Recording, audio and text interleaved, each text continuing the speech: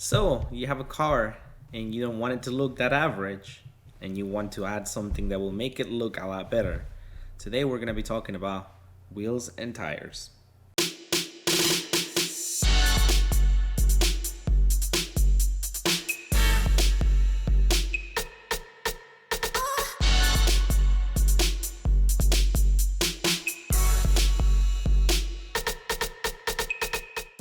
First things you have to understand is that wheels and tires make a car completely different. You can have a car that is old and not the greatest looking, but if you put wheels and tires, it's going to make it look a lot better.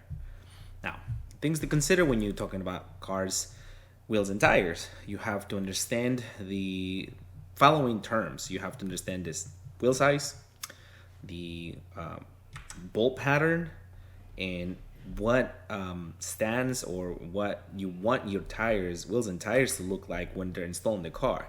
Let's focus with tires first, right? So tires, you have a set of numbers that you have to follow on the tire wall that you have to understand for you to continue, right? So usually on average, for instance, in my car, all right, let's just go generic, right? You have a number / number R number and another number Y. Now let's break it down. 220. Let's just go with example that we have, which is 225 / 40 R18. Now 225 is the tire width, how wide your tire is, / 40, which is the actual aspect ratio, which in this case is the actual wall size, how tall your wall is from the edge of the wheel to the actual end of the tire, looking at it from the side, and R number, R, which stands for radial.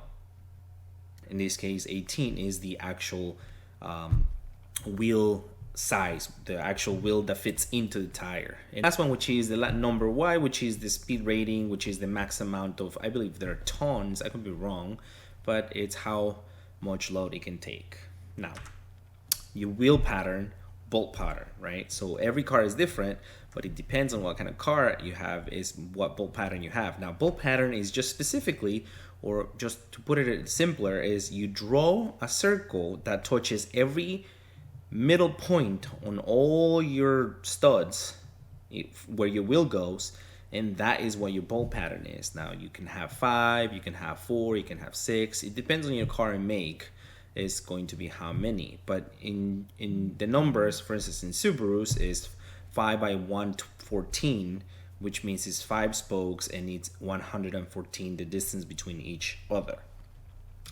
Now, moving on to your wheel specs, you have your offset, which is basically where the face of the wheel will sit against your wheel hub.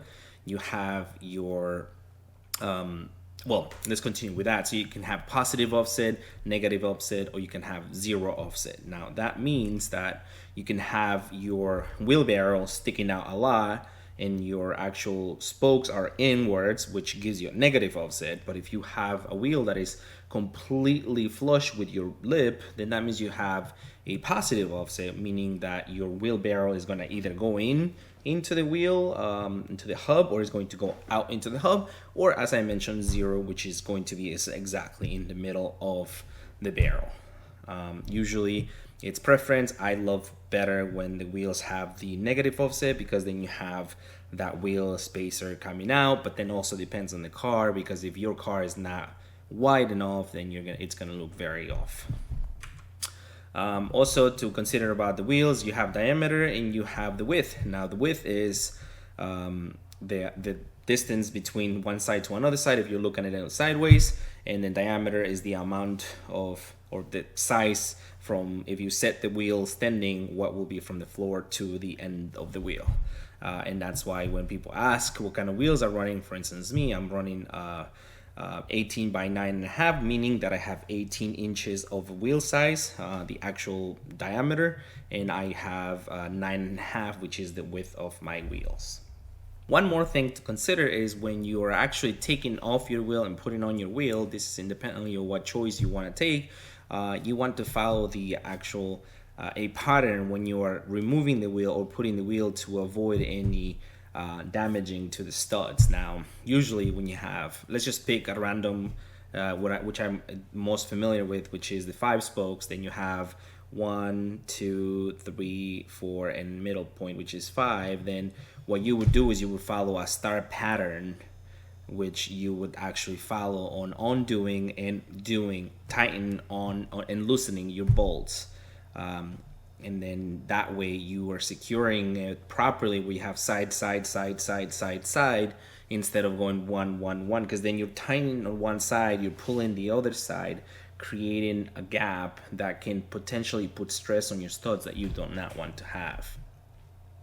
So if you actually like to get some wheels and tires, this is the information you have to consider, and make sure that you think this before you get the wheels and tires. Otherwise, you may end up with the case where your wheels either are too wide in your car. You need to, have you heard of the term roll your fenders? Well, it's a term where you actually take the lip of the inside of your wheel well and you fold it in, so that way you have a little more space for your wheels.